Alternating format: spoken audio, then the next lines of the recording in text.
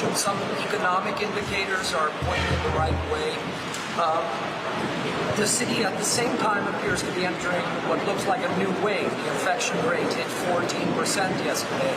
This comes after your administration removed that color-coded COVID alert system. So I was wondering, why was that color-coded alert system removed, number one? And number two, given this new wave, is there any new plans from a public health perspective to fight back against this increasing cases? Yeah, every morning, as we indicated, every morning we do our briefings. And what this administration won't do, we won't remain stagnant as COVID continues to evolve. A new variants are finding their way into the city. And as they come about, we continue to pivot and shift, a term I use all the time. The color-coded system was not fitting the new wave and the new variant, and as COVID continued to shift. We're now looking at and bringing in experts from all across the globe on finding out how do we continue to prepare New Yorkers and Americans on dealing with the pivoting and shifting of COVID. Our goal is to make sure whatever we put in place is going to stem the infections, keep down our hospitalization, and most importantly, keep down those who died from COVID. When we look at our numbers, we are at a good, stable place. The numbers are ticking up according to our healthcare professionals this morning, but we're not at the place where hospitals are open, impacted, and we're not at a place where it's stopping our growth in the city. So we are continuing to monitor so we can make the right decisions. COVID system, do you think it was kind of a flawed mechanic to start with? I know you didn't really follow a lot of those recommendations because you were arguing that they weren't necessary. So was the color-coded system just flawed to begin with? No, that's a great question. No, it wasn't a flaw. It impacted, it's almost as though you're using old weapons to fight a new war. The color-coded system was fighting an old war. And as COVID shifted, it became a new war. So we're not going to hold on to something that's an old weapon merely because we had it. No, we're going to create new weapons to fight this new war. So it was good for the old war of the variants we were fighting. It was not good for the war that we're currently fighting. And I think it was brilliant on the part of our doctors and medical professionals to state we're not going to remain stagnant when we're fighting a new war.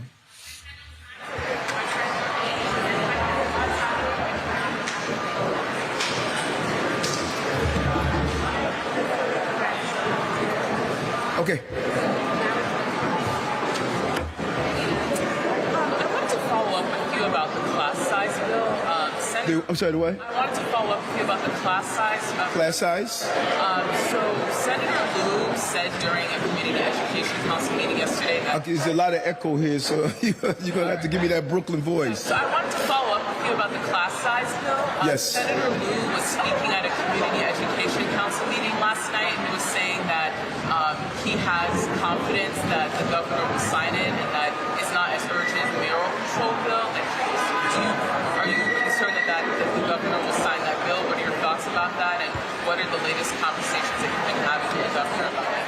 Yeah, the team is speaking with the UFT and others. The goal is we believe in smaller class size, and we need to be clear. The union contract calls for, I think, around 32 students per classroom. It's in that area, around that dollar. We're down to 21.5 because we're hemorrhaging students in the Department of Education. And so our position is, let's make sure we reduce class sizes in those schools that are in need of smaller classes because they're hurting academically. And so we're still in conversation with the UFT and with our lawmakers, and we believe we're going to get to a good place. And I think the governor is excited about that as well. And so we're looking to make sure we can come out with a win-win. And I like like State Senator Lieu, I believe we're going to get there. What do you make of the fact that she hasn't signed it yet? Do you think that's a sign? She's given us opportunity to further talk and negotiate to make sure we can find the right level. Because this is this is hundreds of millions of dollars that we're talking about during a time when, again, our class sizes are decreasing. We are hemorrhaging students in the Department of Education, and we want to make sure that we use our dollars correctly. Mayor, on Friday night, a bodega clerk who didn't have a criminal history grabbed a knife to defend himself against an ex-con who stormed into behind his counter in Hamilton Heights.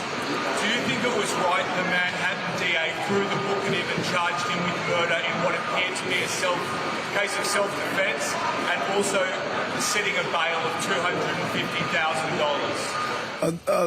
$250,000? The DA has a non-mandate where we cannot dictate or mandate how he determines how he's going to prosecute crimes.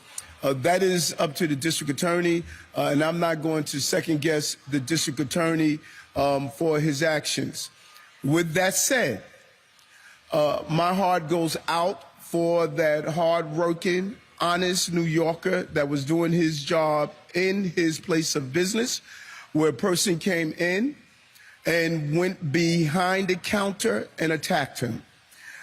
My heart goes out to that employee who was in the store doing his job. And so I am hoping that we take all of that into consideration as this hard-working New Yorker was doing his job and someone aggressively went behind the counter to attack him. So the DA has his job. I have my job as the mayor of the city of New York. And as the mayor of the city of New York, I support hardworking, innocent people that are doing their job. And I saw him as a hardworking, innocent New Yorker that a person went behind the counter and attacked him. Mayor, can I ask you about the monkeypox outbreak? Yes. There's been some issues with the vaccine rollout. I know your health commissioner is having an event about that today. Can you talk about the vaccine rollout and just in general, should New Yorkers be alarmed at this uptick in monkeypox cases? We are, the White House is doing a great job of giving us the vaccines that we need. I believe that the Health Department, the Department of Health and Mental Hygiene, Dr. Fassan, in his briefing each morning, he gives us basically a forecast on monkeypox, and we are managing this issue, and we're taking it serious. We are not, just ignoring it. And so we got an additional, I believe, 6,000 vaccines. And we're going to make sure that next week we should be getting more. And as we get them, we're filling up and making sure that we get them out the door right away. We had a number of appointments, and I believe that the doctor and his team is doing a great job. There was a glitch by the third-party vendor that created the website, but we pivoted and shifted, and we're getting the vaccines out the door. For New Yorkers, is this a cause for alarm for people? No, I believe that, to me, be prepared, not panic. I say that over and over again. We said it with COVID. We say it with any other crises that we're facing. We must be prepared and not panic, and we have the right professionals that are doing the job. Mr. Mayor, Yes. hurricane season upon us. What has or is the city doing to help prevent the flooding and devastation that happened in the last few years?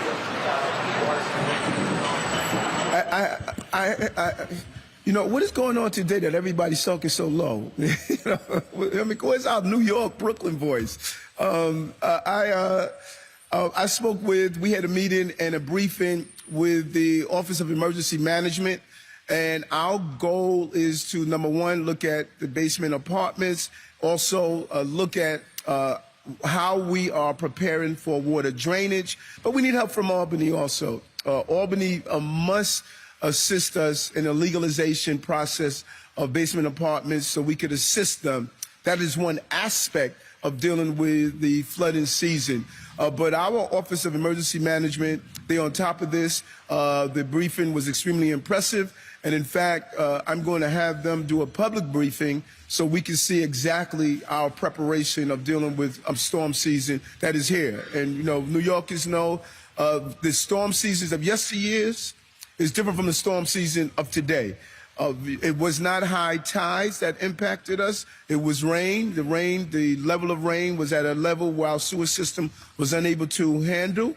And we're going to make sure that we're prepared in this coming season. But Mother Nature is unpredictable. And we have to pivot and shift with Mother Nature with her unpredictable aspects. Thank you. Last week you mentioned that you were going to meet with the Staten Island DA to discuss, the appearance that former Mayor Rudy Giuliani might have falsely reported the crime. I was just wondering, did you get a chance to meet with the DA? How did that talk go? No, I said I was going to reach out to him. And yes, I did reach out to him. I communicated with the Staten Island District Attorney that I believe it was unfair for a New Yorker to spend 24 hours in jail for an offense that he did not commit. It was clearly from the videotape. This gentleman, pat on the back, is not an assault. And I communicated that with the district attorney. And as I stated, the district attorney has a non-mandate. He will make the determination of how to handle a case or proceed with the case. I was happy that the gentleman was released on his own from the court. And I just believe that we should not have innocent New Yorkers spend 24 hours in a jail for a crime they did not commit. Prosecute this man? I'm not going to share the private conversation with the district attorney. Thank you.